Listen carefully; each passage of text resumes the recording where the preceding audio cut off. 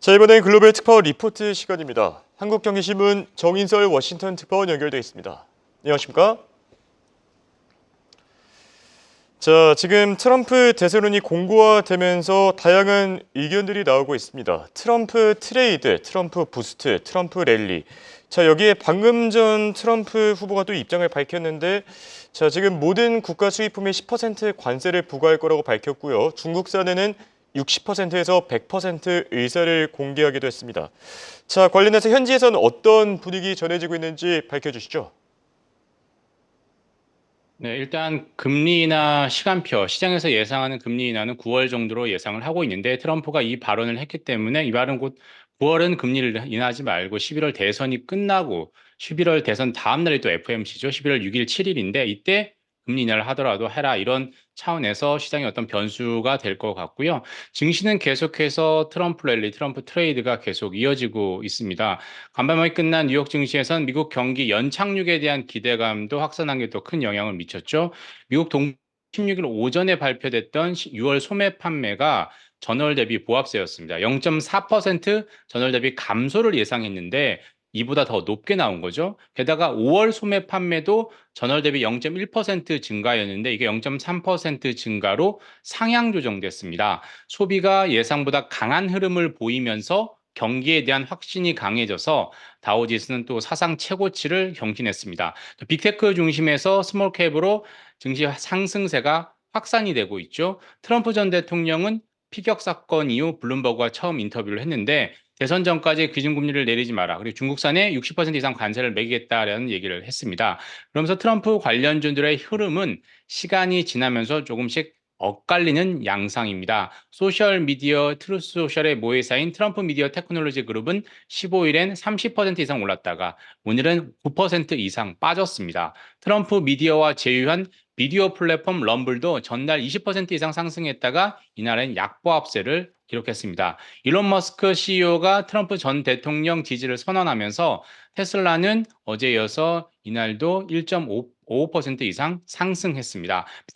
비트코인과 이더리움 같은 가상화폐도 연일 상승세를 보이고 있습니다. 다만 향후 전망에 대해선 다소 엇갈린다라고 할 수 있습니다. 트럼프 강세가 계속 이어지면 트럼프 관련 주식이 계속해서 오르겠지만 그게 트럼프 지지율의 상승세로 실질적인 상승세로 이어지지 않는다라고 한다면 그 흐름은 좀 더뎌질 수가 있겠죠. 실제 피격 사건 이후에 트럼프 지지율은 생각만큼 오르진 않고 있습니다. 모닝 컨설트가 12일부터 14일까지 조사한 결과 트럼프와 바이든의 지지율 격차는 2%포인트 차로 한 달 전과 거의 동일했습니다.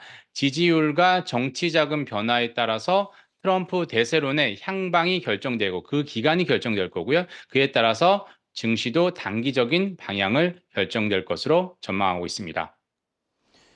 네, 트럼프와 바이든의 대선 레이스는 계속해서 지켜봐야 될 것 같고요. 자, 이번 주 빅테크 기업 가운데서 넷플릭스가 또 실적을 조금 일찍 발표하고요. ASML과 TSMC 등의 실적 발표도 예정돼 있죠. 투자자들이 짚고 가면 좋을 주요 일정들도 같이 전해주시죠. 네, 일단 거시 쪽을 먼저 살펴보면 연준은 소비를 포함해서 현재 미국 경기를 어떻게 판단하고 있을까요? 소매 판매가 예상보다 좋게 나왔는데 이 부분에 대해서는 어떤 견해를 가지고 있을까요? 미국 동부 시간으로 17일에 나오는 연준의 경기 동향 보고서인 베이지북을 보면 알 수가 있을 것 같습니다. 또 7월 FOMC에서는 기준금리를 동결하겠지만 시장에서는 9월엔 인하할 것으로 예상을 하고 있는데 트럼프 발언으로 좀 변수가 생겼죠. 그럼에도 거시경제 전체적으로 보면 베이지북을 좀 참고를 하고 그 힌트를 얻을 수 있을 것 같습니다. 그리고 미국의 주요 기업들이 실적을 발표를 하죠. 오늘까지 미국 금융주 실적이 상당히 많이 나왔고요. 17일엔 ASML 존슨앤존슨이 발표를 하고 18일엔 TSMC와 넷플릭스 실적이 발표됩니다. 미국 외에는 다른 나라 주요국들의 인플레이션이나 금리 인하 움직임이 관심사가 될 텐데요.